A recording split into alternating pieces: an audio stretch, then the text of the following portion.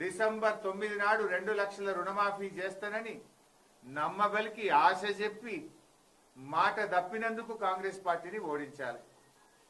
రైతు భరోసా కింద ఎకరానికి 15,000 ఇస్తానని ఎగ్గొట్టినందుకు కాంగ్రెస్ పార్టీని ఓడించాలి. రైతు కూలీలకు 12,000 ఆర్థిక సహాయం చేస్తానని చెప్పి ఒక్క పైసా ఇయ్యనందుకు కాంగ్రెస్ పార్టీని ఓడించాలి. రాష్ట్రంలో వడ్లకు మక్కలకు అన్ని పంటలకు మేము రాగానే 500 రూపాయల బోనస్ ఇస్తామని చెప్పి కనీసం ఎంఎస్పీకి కూడా వడ్లు కొనక రైతుల ఉసురు పోసుకున్నందుకు ఇవాళ రాష్ట్రంలోని రైతులందరూ కాంగ్రెస్ పార్టీని ఓడించాలనుకుంటున్నారు. 6 గ్యారంటీల్లో మొదటి హామీ మహాలక్ష్మి పథకం. మహాలక్ష్మి పథకం కింద రాష్ట్రంలోని 1,42,00,000 మంది మహిళలకు 2,500 రూపాయలు ఇస్తానని నమ్మించి మోసం చేసినందుకు మిమ్మల్ని ఓడించాల్సిన అవసరం ఉంది. కళ్యాణ లక్ష్మి పథకం కింద 1,00,000 రూపాయలతో పాటు తులం బంగారం ఇస్తానని మహిళల్ని మోసం చేసినందుకు ఇవాళ మిమ్మల్ని ఓడించాల్సిన అవసరం ఉంది. నిరుద్యోగ భృతి కింద 4,000 రూపాయలు ఇస్తామని ఎన్నికల ముందు ప్రియాంక గాంధీ గారితో చెప్పించి రేవంత్ రెడ్డి గారు చెప్పి మేనిఫెస్టోలో పెట్టి అసెంబ్లీలో మేము మాట ఇయ్యలేదని తప్పించుకుంటున్నందుకు మిమ్మల్ని ఓడించాలి. 2,000 పెన్షన్ను 4,000 రూపాయలకు పెంచుతామని అవ్వా తాతలను అక్కా చెల్లెలను ఊరించి ఓట్లేసుకొని అవ్వా తాతలకు ఎగనామం పెట్టి అక్కా చెల్లెలను మోసం చేసినందుకు ఇవాళ కాంగ్రెస్ పార్టీని ఓడించాలి. కరెంటు కోతలు మళ్లీ తెచ్చి రైతుల మోటార్లు గాలి అప్పుల పాలయ్యేందుకు కారణమైనందుకు కాంగ్రెస్ పార్టీని ఓడించాలి. పంటలెండుతున్నా సాగునీరు ఇవ్వలేక రైతుల ఉసురు పోసుకున్నందుకు పంటలు ఎండబెట్టినందుకు మిమ్మల్ని ఓడించాలి.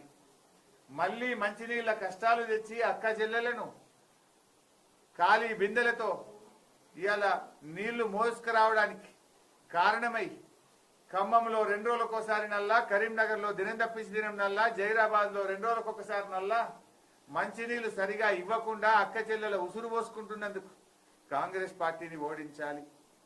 అకాల వర్షాలు పడి వడగళ్ల వానతో పంటలు నష్టపోయిన రైతులను నష్టపరిహారం ఇవ్వకుండా రైతులను నిర్లక్ష్యం చేసినందుకు కాంగ్రెస్ పార్టీని ఓడించాలి.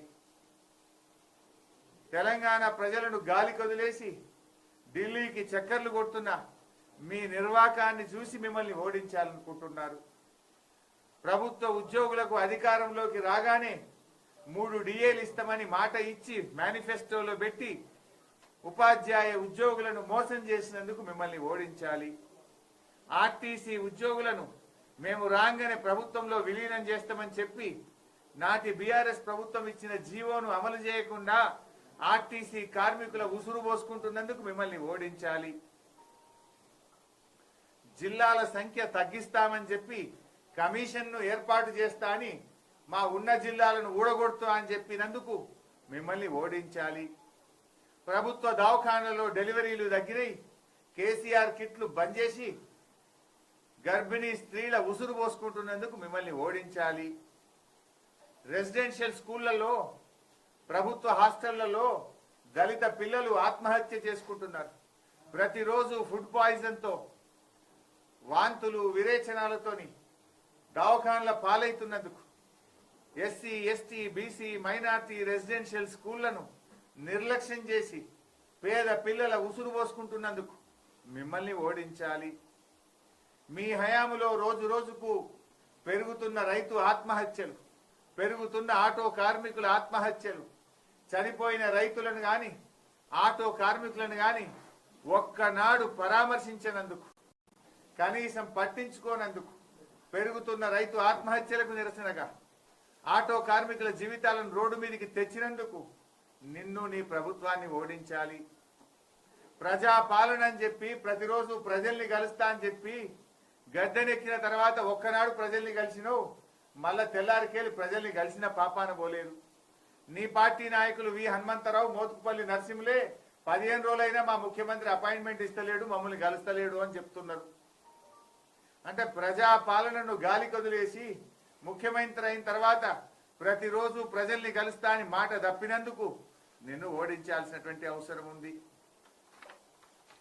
మెడల పేగులు వేసుకుంటా, మానవ బాంబులవుతా, లాగుల తొండలిడిస్తా, నీ కనుగుడ్లతో గోటీలాడుతా, బట్టలు ఉడదీసి ఉరికిచ్చి కొడతా, నీ డ్రాయర్ ఉడవిక్తా అని చిల్లర మాటలు మాట్లాడి ముఖ్యమంత్రి పదవి యొక్క స్థాయిని తగ్గించినందుకు, నోటికి వచ్చినట్టు మాట్లాడుతూ ఈ రాష్ట్ర గౌరవాన్ని తగ్గిస్తున్నందుకు నిన్ను ఓడించాలి. ఇట్లా చెప్పుకుంటూ పోతే వందల కారణాలు ఉన్నాయి రేవంత్ రెడ్డి గారు. నిన్ను ఎందుకు ఓడించాలని చెప్పడానికి కొన్ని వందల కారణాలు ఉన్నాయి.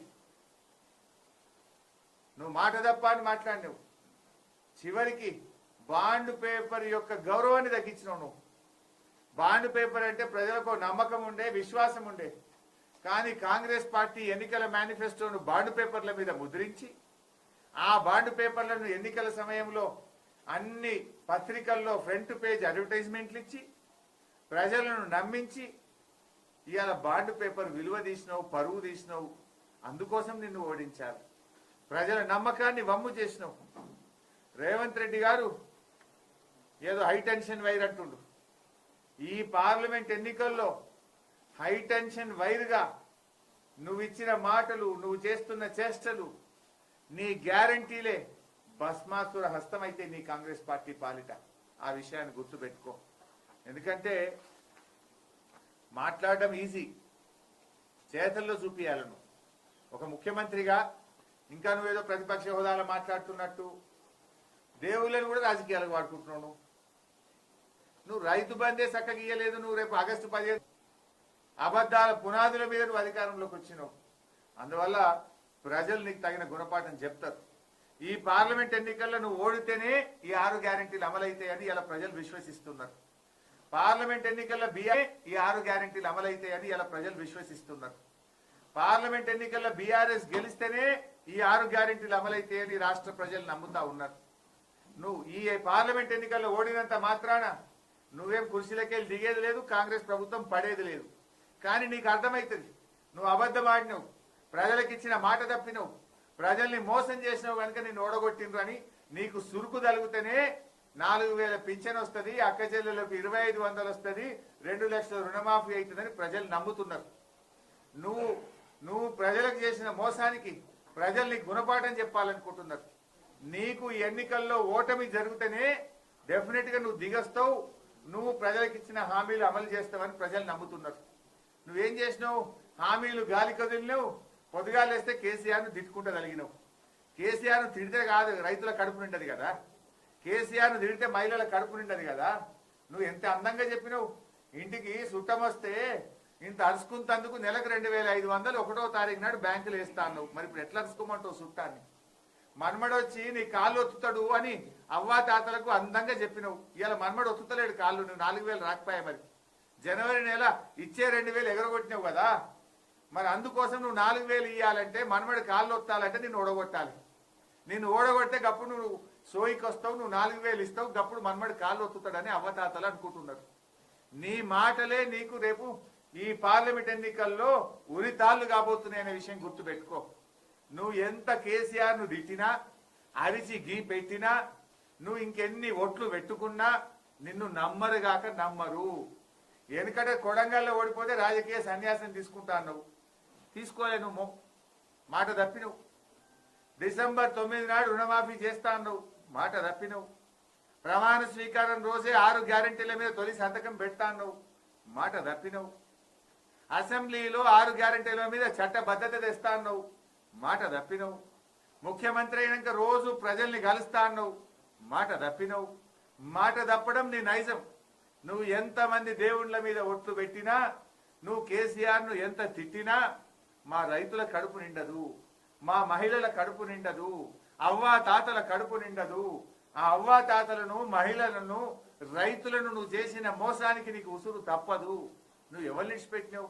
పేదలకు మోసం, రైతులకు మోసం, మహిళలకు మోసం, నిరుద్యోగులకు మోసం, ఉద్యోగులకు మోసం. ఉద్యోగులకు ఇస్తాన డిఏలు ఇచ్చినావా? రిటైర్ అయిన ఉద్యోగులకు పెన్షన్ బెనిఫిట్లు ఇస్తున్నావా? అందరినీ మోసం చేసినావు. తప్పకుండా ప్రాయచిత్తం తప్పదు. నీకు గుణపాఠం తప్పదు. ఎందుకు ఓడించాలని నేను అడిగినావు కనుక నేను ఆ కారణాలు చెప్పిన ఈరోజు. Thank you.